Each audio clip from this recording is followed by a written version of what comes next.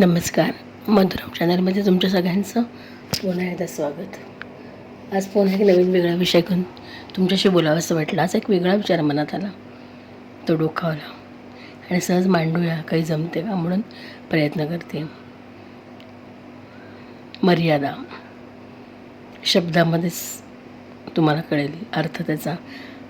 आज मनात हा विषय डोकावला का माहिती नाही, पण पुराण काळापासून या शब्दाचे विरुद्ध आपल्या मानवी स्वभाव आणि मन याच्याशी जोडत आलेलंच आहे. अगदी घरातल्या घरात साधी हाक मारतानाही आवाज पोचत नाही.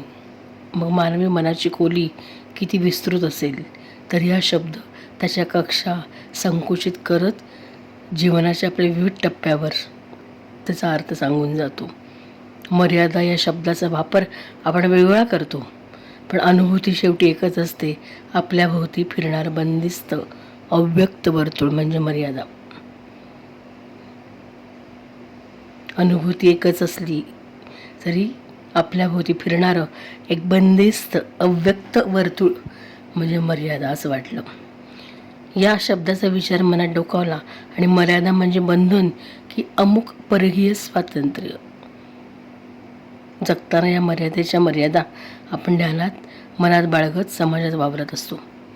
याची जाणीव आपल्याला लहानपणापासूनच होते, पण त्याचा विस्तार कळतो शेवटच्या टप्प्यावर. मैं बहुत अहम था मगर ये मेरा वहम था.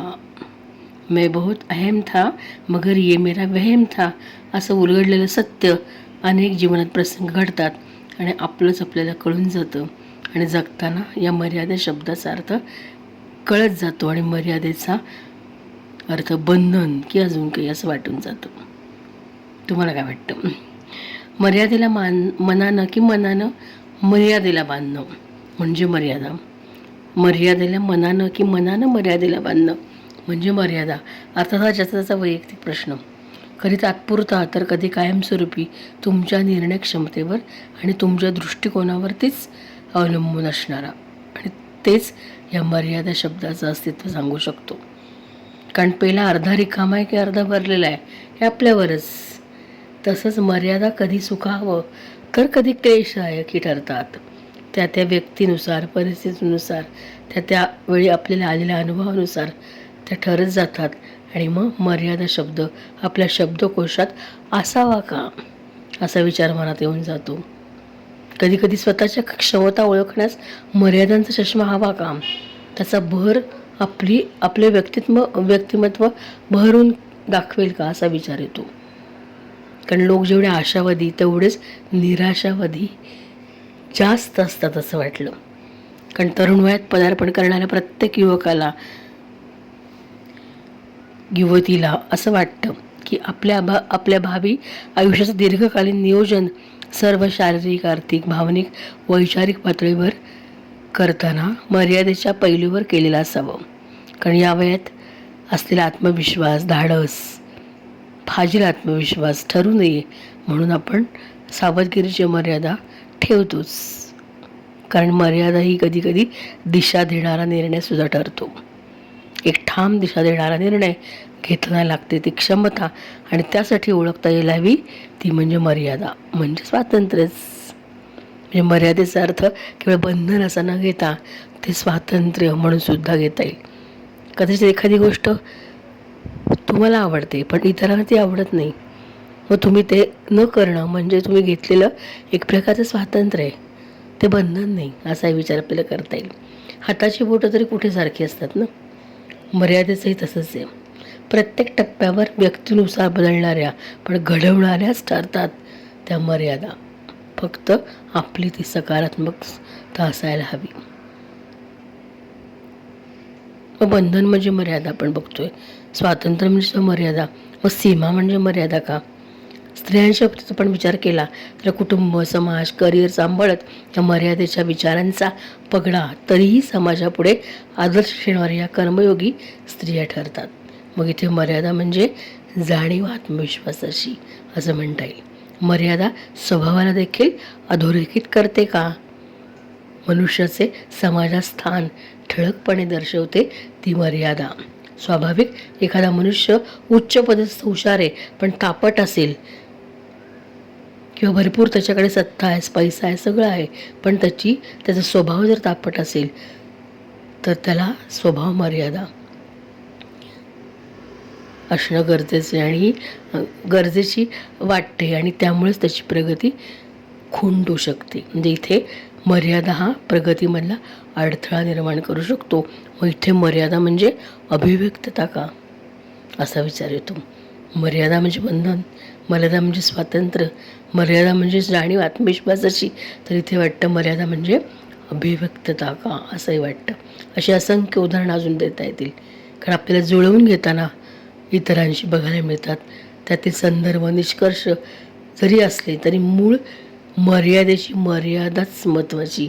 अशा मर्यादेशी जुळवून घ्यायला हवंच आणि त्यासाठी मनाशी हितगुज आपलं करणं आपण गरजेचं आहे. कारण त्या मर्यादेत राहता राहता सकारात्मक दृष्टिकोनाचा चष्मा घालत त्याला आपल्याला सामोरं जायला हवं का.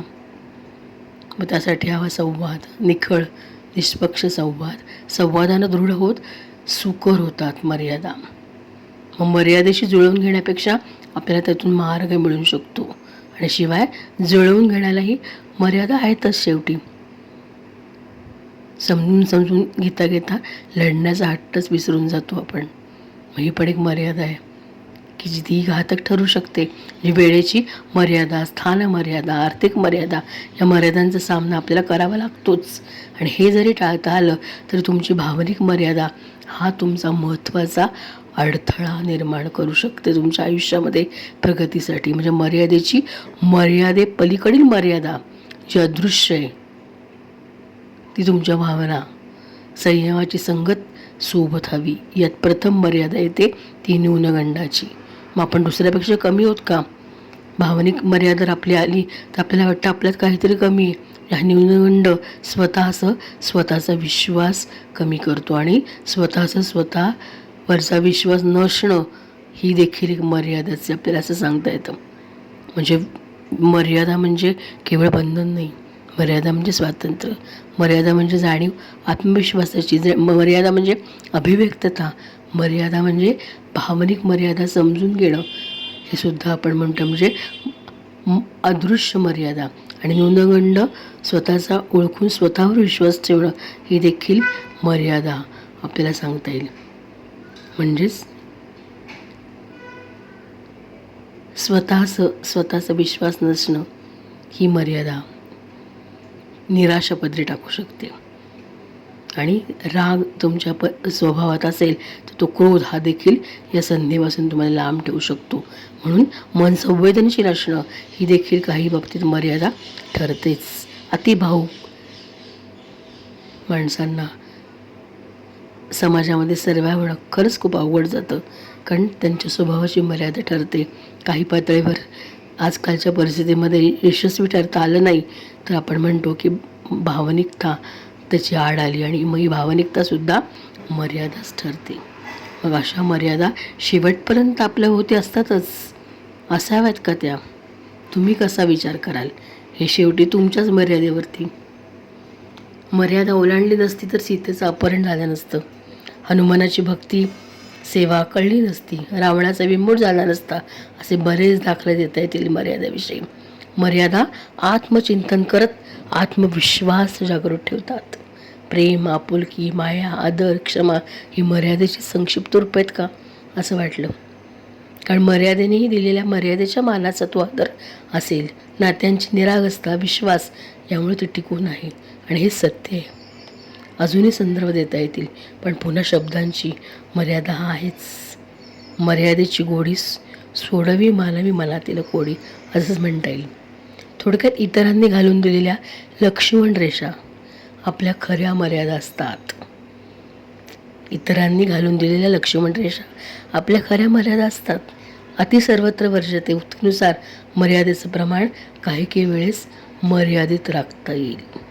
मर्यादेची बहीण दुसरी कोणी मुभा, आणि हिची मदत मिळेल तर ही मर्यादा थोडीशी नियंत्रित राहील. आता मुभेविषयी आपण नंतर बोलूयात. आजचा विषय तुम्हाला आवडला असेलच. धन्यवाद. पुन्हा भेटूच.